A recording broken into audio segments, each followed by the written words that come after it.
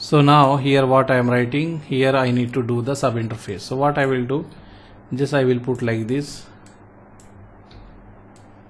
So router OSPF 1 and F0 by 1 sub interface dot 1, you have area 0 here. So this remains same. Here only it will change. You have interface F0 by 1 dot 20. We divide this interface into dot 10 dot 20 and both are in area 0. So I put area 0 here. Whatever area you have, you need to put that one. Now this is in area 0. So I put area 0 here. After that, what we will do here, we can paste this configuration. But before that one, here we need to configure the DHCP server. So this machine can get the IP from the DHCP server. So for that purpose, I will write here IP DHCP pool. Pool name we can give, I will write VLAN 10 and network, whatever network you want to give. Example, for VLAN 10 as we plan, we will give 192.168.10.0 and we will write default router. Gateway, what gateway we need to give, we need to write here that one. So gateway we are going to give this interface IP, so I wrote that one. This is for VLAN 10 and I will do for VLAN 20 also. Only you will have different subnet here. So I wrote here 2 and this is also 2. Everything is good here. Now we can copy paste and we can check if we want to modify anything. So I will go here inside this one. We need to do more configuration here. I will show you after some time. First let's check this one is okay or we are getting any issue. Here we assign the IP, here we divide the interface and we enable the OSPF. Everything is good. One more thing we need to do here, if you remember IP DHCP exclude, we need to exclude the address because I want to say the DHCP server don't give this IP to anyone. I am reserving this IP, later we will use for VLAN 10 because 10.1 we already assigned to this interface, router interface. So maybe in future we will use from this range. That's why I wrote here reserve, don't give the IP from 192.168.10.1 till 10.10. We are saying to DHCP server, don't give this IP from this range for VLAN 10. You need to do same thing for VLAN 20 also. So I will write here VLAN 20, here also VLAN 20 and press enter. And this one we can put in the notepad also. So let me put this in our notepad configuration where we are doing. So here we can include this, sorry, what I done here.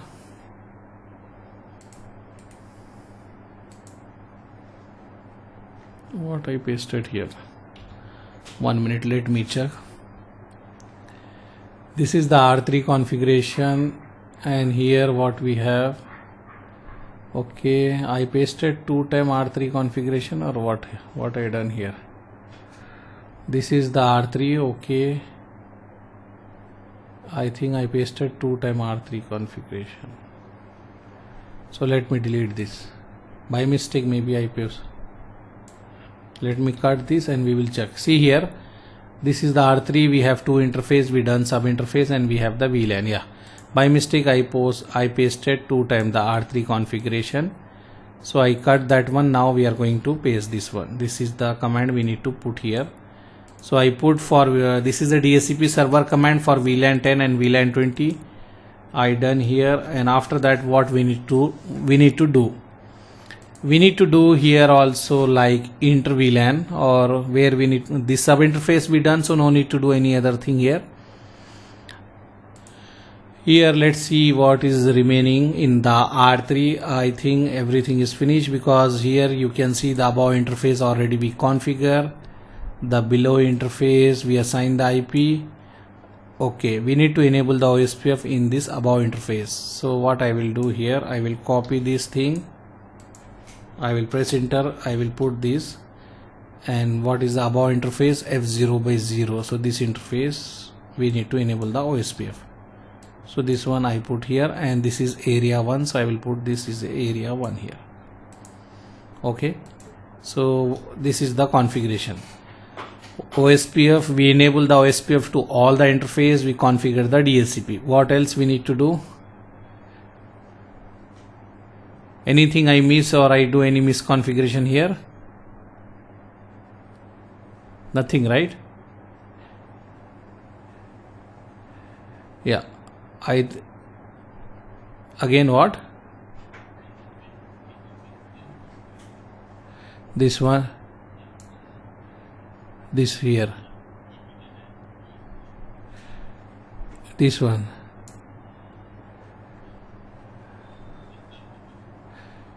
the below one, this, yeah, this is a sub interface. You will do same thing, just you will write sub interface. This is the sub interface. We configure this too.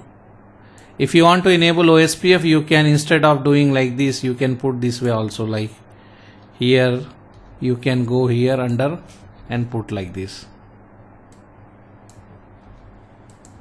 and you can delete from this here.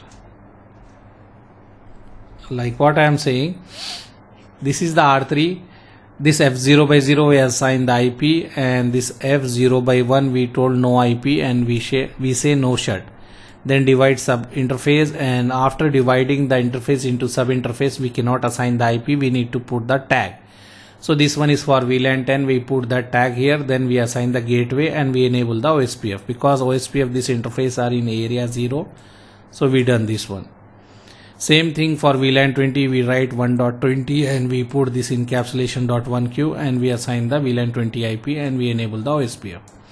And this is the main OSPF, router OSPF 1, then the interface which is connecting on the top, this one here, what we can say, this interface, if you see F0 by 0, this interface, IP OSPF 1 area 1, this is the area 1, so we enable.